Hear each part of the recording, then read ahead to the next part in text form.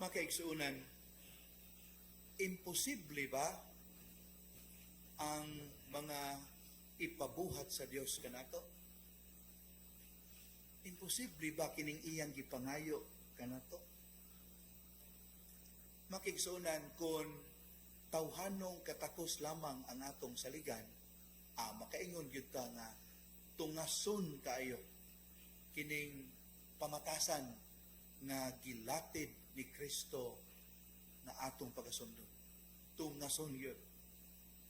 Next to impossible, if not utterly impossible. Liman ka, higugmaon ang kaaway. Buhatan ug maayo ang mga tampalasan. Pahulamon ang mga bagagnaong.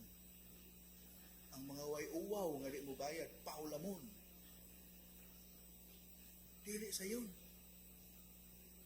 So mangutana tagbalik, is the Lord asking us to do the impossible? Ang tubag, simple.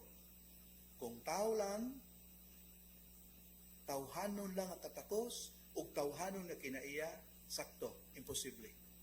Ngano man, ang atong kinaiyang tawhanon makaigsuunan, wounded by the original disobedience of our first parents. Muna ang atong human nature, maingon tangpo nga fallen, napukan, tungod sa sala. Mas at home ang atong fallen nature sa sala kaysa katarong. Mauna nga mas anad ta nga mahimong diskumpiyado ni atong mga tao nga nakalapas na nato. Kana ganing maingon ta nga, fool me once, shame on you. But fool me twice, shame on me. Igmat yun ta. Mauna ang kinaiyang tawhanon. Ang kinaiyang tawhanon nga napukan sa sala, magduha-duhag yun. Alanganin sa pagtabang niadtong sa atong tanaw, kuli kayong makahatag og return of investment. Mao na human nature. At home kayo ang atoang wounded human nature, ang atong fallen, sinful human nature sa panimalos, pabor-pabor, pagtimaan, unsa pa, paghukom, pagdumot. Diha na anad ang atong human nature. At home kaayo ni anad. Muna kabantay mo, sayod biata nga ang pagpanimalos daotan. Dili ba? Unya bisag sa utog panimalos di na gid mabalik ang nadaot, dili ba? But I tell you, it feels so good na makabalos ta. Tinuod dili. Tinuod, it feels so good, I tell you. Sayod ta nga dili maayo nga makasulti tag daotan ngadto sa atong mga kontra. Pero once makalitok ta sa mga pulong nga habayar ang gihambin sa tungdugan, alang ni atong gikalagutan, sayod tan daotan na, pero kalami sa atong pamati. Muratag mahuwasan. Ngano man, akong balikon, that's our human nature. Wounded by sin. Hinumdum na kong sugilanon makaigsuunan, di ako na'y pag-ungkok ang usa ka barko. Niya probinsyano, gaan kay buot, niya may pagka-inosentihon po. Niya kabantay mo, kung inani nga mga pamatasan, mahimo din yung object sa correct, bullying sa mga seaman nga tuag sakay sa mong barko. Lain taong kabuangan. Pero to their surprise, di gyud suko. Kausa, dugay taon nakamata ang probinsyanong kusinero. So gibuhat sa mga yabag, sawa pag lipukawa, ilang gilansang ang sapatos sa salog. Di, pagpukaw nila, napugwat ko nila, hapit ang oras. Mapas mo ni mga tao dili, dali-dali ang tawag bangon. Pagsulo, pagtikang, ubo. So natuos lang masuko na.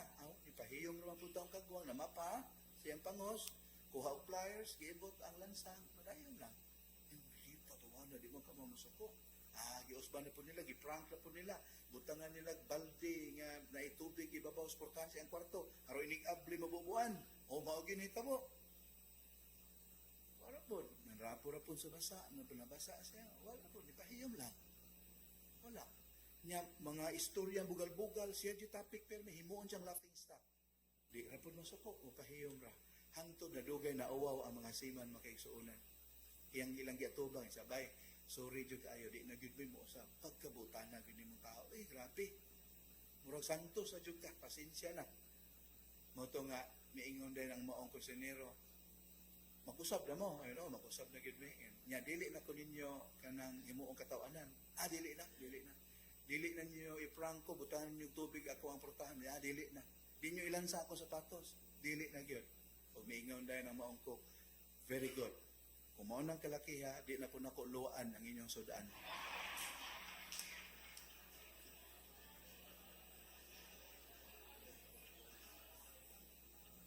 Di gyud ta paalkansi. That's human nature. Muna makigsuunan na kung kita lay saligan, imposible gyud ang pagtuman ining mga gitambag sa Ginoo nato. Apan, di ta makalimot. Kita mga sinagop nga anak sa Dios. Nya kay sinagop man taniyang anak, nakaambita sa iyang divine image and likeness. Unya ang ato ang Dios nga gialagaran ug ang Dios nga atong giisip nga amahan is the God of the impossible. Dili ba?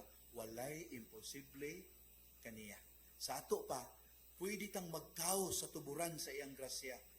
Diha sa atong pagpakigbisog, batok sa dautan, o pagpakigbisog, batok sa atong natural tendencies. Ang pagpasaylo makaigsunan, ang pagtabang sa di makabahos nato, ang pagpailob niya atong tao nga magsigig himo natong dautan, dili na siya sign of weakness, kundi manifestation of God's power deep down inside us. Dili weakness ang pagkamapasayloon, dili weakness ang generosity, strength na in the eyes of God. Palihog pamalandungin niyo makaigsunan, Romans chapter 12 verse 21. Kay mao ni tuyo sa Ginoo ni atong panagtigom karon. Conquer evil by doing good. Mao gi bottom line aning tanan. Nigamit siya og mga hyperbole, exaggerations to drive home that particular point. To conquer evil, do not do evil. Na may ingon to fight fire kuno balusag fire, no. Conquer evil by doing good. Kana mo ay gitambag sa Ginoo kanato. Pero wa na magpasabot, akong balikon kini nga magpatara ta. Wa tay buhaton sa mga inustisya na atong tugutan ang mga tao nga tamakan ang atong katungod, dili na mao. Hinumdo mo ang Ginoo gitamparos sa sundalo sa sulugoon sa Pangulong Pare. Hinumdo mo ato? Sa gitaral na siya, tamparos. Gi-offer ba sa Ginoo ang iyang laing aping aron tamparoson? Ha? Wala. Sakto. Imbes i-offer niya ang iyang pikas aping, miingon hinoon siya, bay, sultii ko, unsang salaod nga akong nahimo. Kay kung wala, nganong gitamparos mo ako. But there's no violence, walay gibawas nga buhat nga dautan, gi-emphasize, unsa ka ka-unjust sa imong pagtamparos nako. Kay why basis ang imong pagtamparos nako. Mao nay mahitabo na to makaigsuonan kung atong buhaton ang maayo in response sa dautan nga atong nahiaguman. We become powerful with God's strength and with His wisdom. Amen.